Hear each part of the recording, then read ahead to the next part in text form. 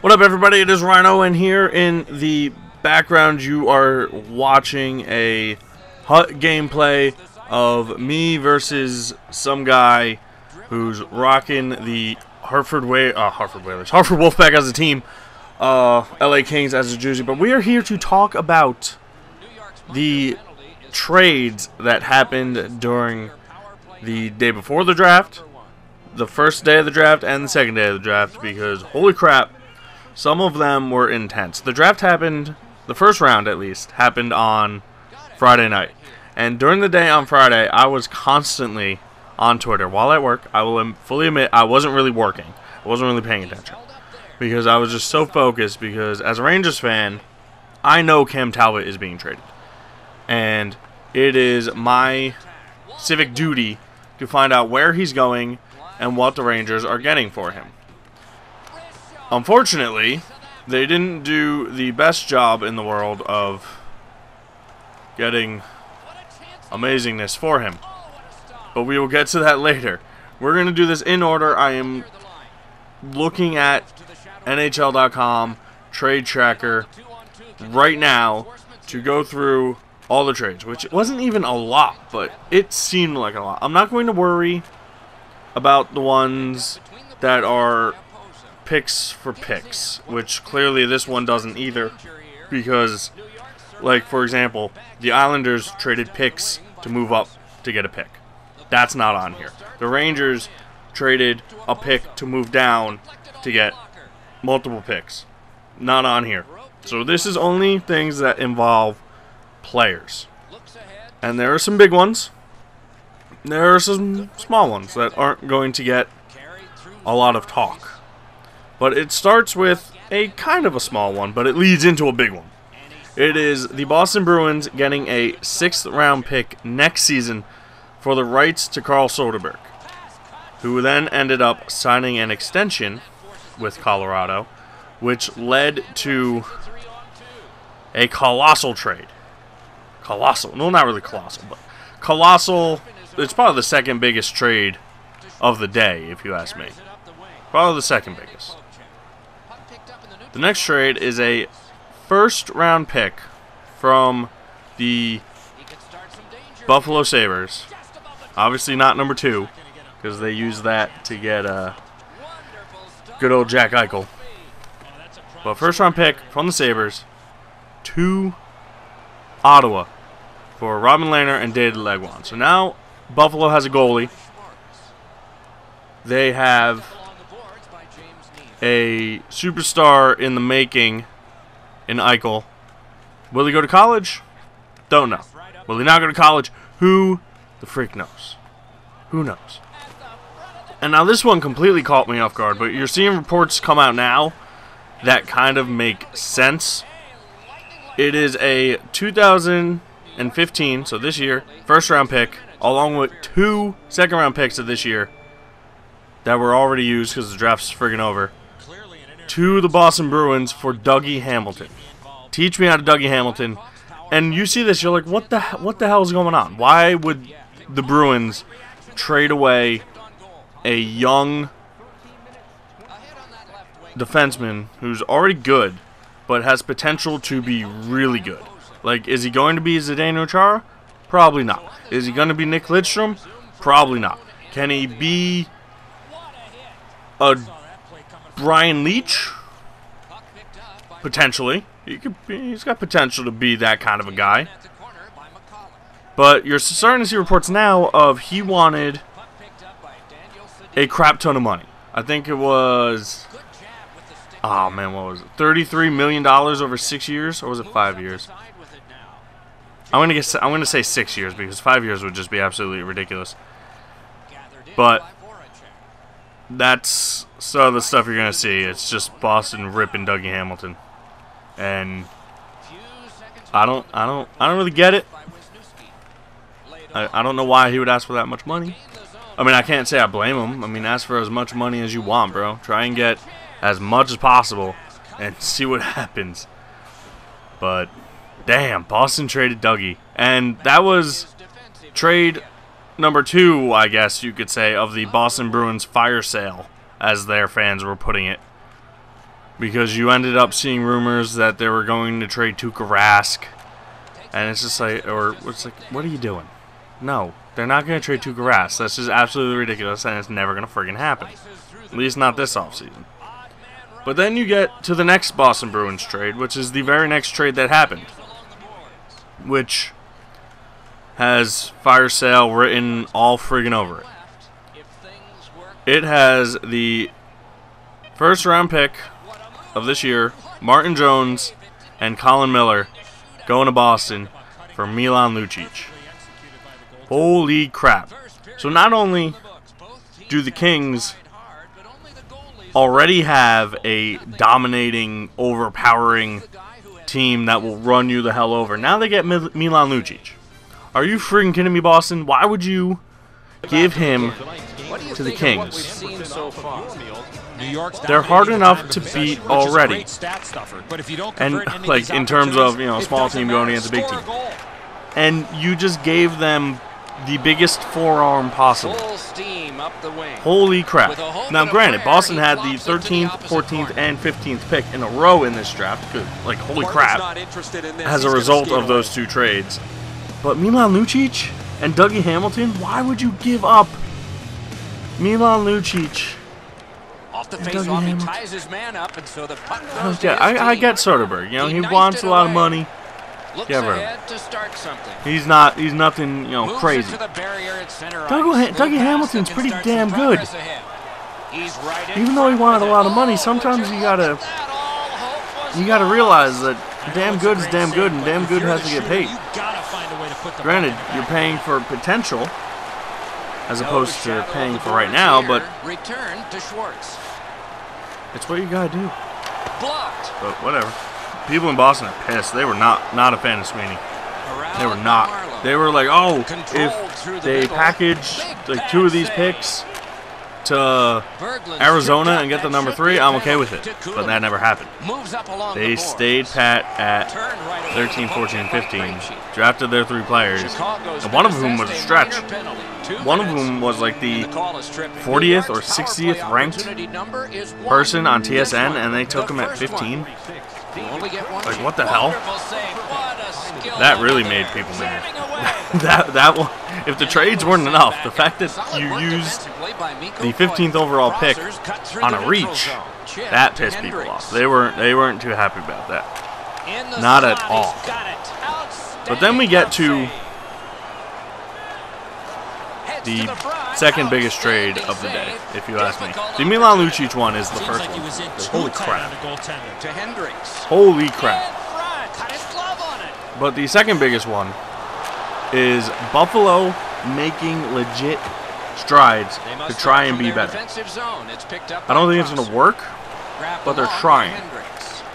Because they made a trade with the Colorado Avalanche, sending Nikita Zadorov, Mikhail Grigorenko, JT Compher, and a second-round pick, which was the first pick in the second round of this year, for Ryan O'Reilly and Jamie McGinn. Now, no one cares about Jamie McGinn. Whatever. Screw it. Not important. Ryan O'Reilly is the big chip in this trade. Because now, they have... I personally think they should be playing Ryan O'Reilly at center. That's just me because he's good at faceoffs. But plays wing, I guess, apparently. New York's got 2 minutes. O'Reilly, Eichel, Legwand's meh. He's meh. Tyler Ennis, Evander Kane. Like, they got some buckets. Ennis is a 20-goal scorer. O'Reilly is good. I mean, I wouldn't say he's great, but he's good to very good. Ennis is a very good scorer. You know, 20 goals back-to-back is pretty damn good. Eichel, superstar in the making. Legwand is, you know, leadership kind of guy. Evander Kane could be extremely dynamic if he's just not an idiot. But, yeah. Buffalo's making... I don't think it's going to work. I still think that they're going to end up, like, 12th in the East. I don't think they're going to be last. I don't think they're going to be as bad as they were this year, because, I mean, now they have a goalie. They have some scoring. Defense is, you know, still suspect and young, but Who knows? Who friggin' knows? Next up, we have the New York Islanders acquiring the number 16 pick and the number 33 pick in exchange for Griffin Reinhart, sending him to the Edmonton Oilers. Holy crap. Griffin Reinhart is, or at least in my mind, a very, very good defensive prospect. He's not NHL ready. He got called up to the NHL at the end of the season because the Islanders had some defensive injuries with Hamonic and others, I'm pretty sure. Hamonic was the big one. But they had a couple people out. And he wasn't ready. He wasn't ready at all. He kind of got lit up. But he's still good. Like, he's young.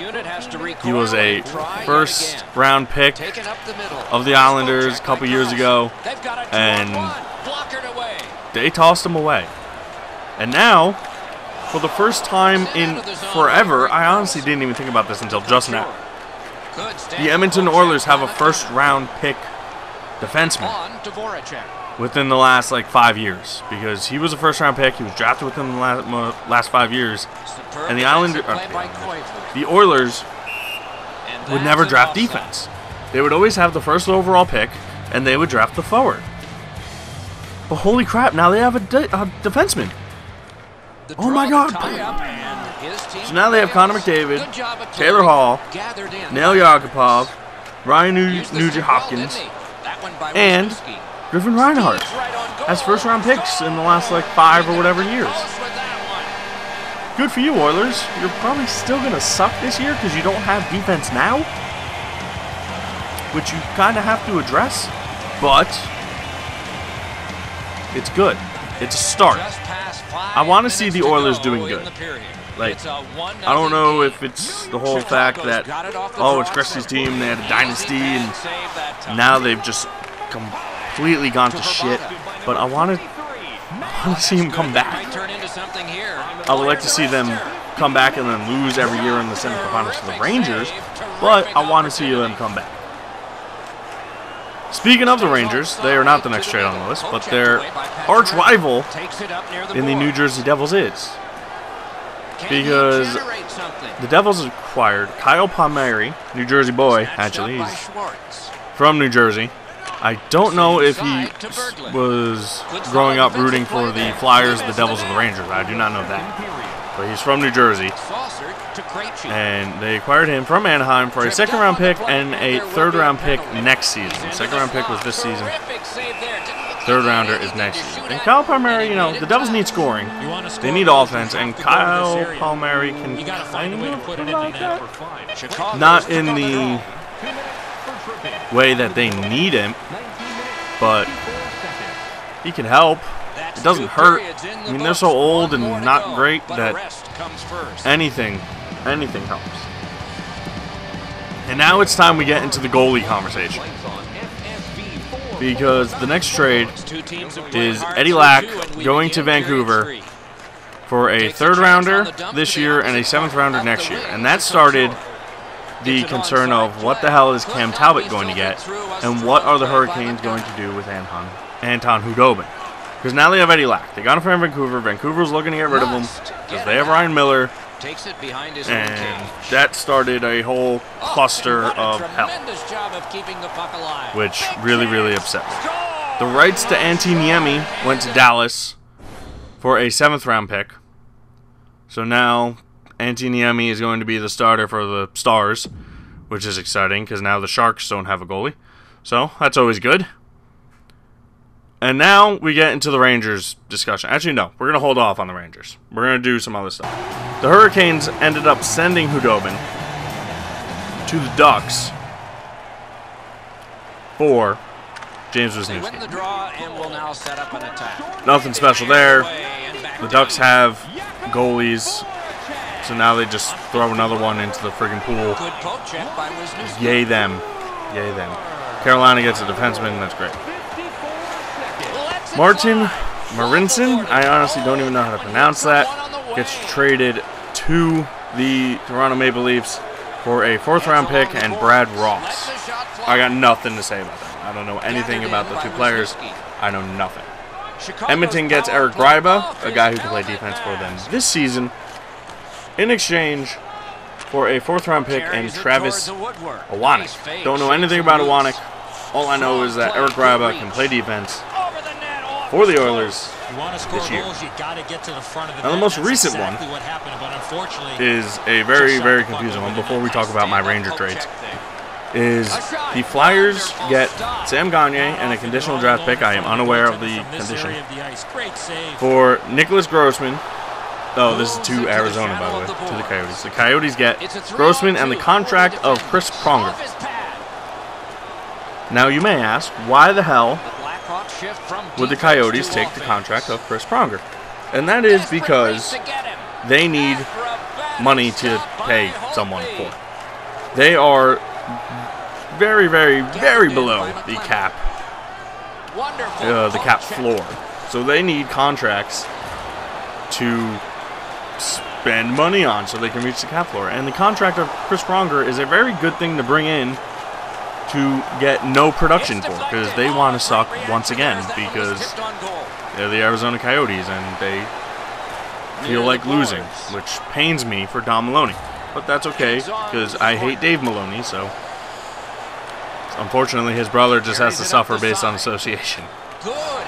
And now, the long-anticipated New York Rangers trade. We were going to start with the less impact one to begin with.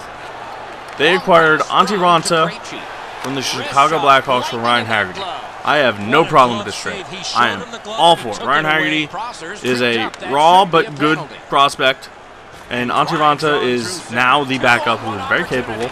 He was very good for the Blackhawks until he got hurt, and the good old darling boy Scott Darling took over. So I'm okay with that. No problem.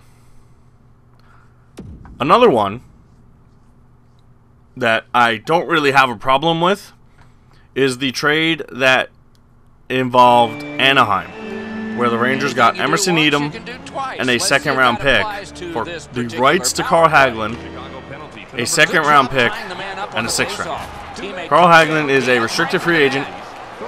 He's going to get paid. The Rangers are kind of cap screwed at the moment, so they needed to move him in order for them to sign Stepan, JT Miller, Foss, and someone else, I think, who's not ringing a bell on me. But they basically don't have the money to sign everyone, including Hagelin. So Hagelin on to go, because it's either he goes or Stepan, Miller, Foss, or they all go. So someone had to fall victim. Unfortunately, it's Haggies. Not exactly something you want to see, because he's one of the few that performs in the playoffs, but it happens. And now the one that is really getting people mad, especially me, because like you knew he was going to be traded, but all the talk of what it was that he was going to get in return and what he actually got is what pisses me off. Because Cam Talbot and a 7th-round pick was traded to the Edmonton Oilers for a 2nd-round pick, a 3rd-round pick, and a 7th-round pick. Now, the problem that I have with this trade is not the fact we traded Cam Talbot. Because if we kept him around, he was just going to leave for nothing at the end of next season. So I have no problem with trading him. I understand it. It's a business. It's got to happen. Get something for him now as opposed to nothing for him later. However, the fact that there was strong talk that a team offered us and us being the Rangers, 2 second-round picks like 5 days ago for him. And then there was talk that a team offered a 1st-round pick for him. And Sather said no, trying to get as much as possible. I don't know if he was trying to get Edmonton to give up Taylor Hall. I don't know what the hell he was trying to do. I'm not saying Hall for Talbot straight up. That would never freaking happen. But like a Hall for a Talbot, Klein, and something else? Maybe. And I love Kevin Klein, but I probably would have been okay with that. But the fact that Sather held his hand for so long that it blew up in his face annoys the living crap out of me. I'm not even saying like, oh, he should have been worthy of the first-round pick. Quite honestly, he shouldn't have been worthy of 2 second-round picks. He's good, but he's young and he's inexperienced. But the fact that we apparently were offered 2 second-round picks for Cam Talbot, and we said no, baffles me, because we didn't even say yes to something that was just as good. We said no to 2 second-round picks, allegedly. We might have not even been offered 2 second-round picks, but that's the story. We got offered 2 second-round picks, and he said no. That's the part that upsets me. But guys, that is the trades. Thank you very much. I'll see you next time. Peace.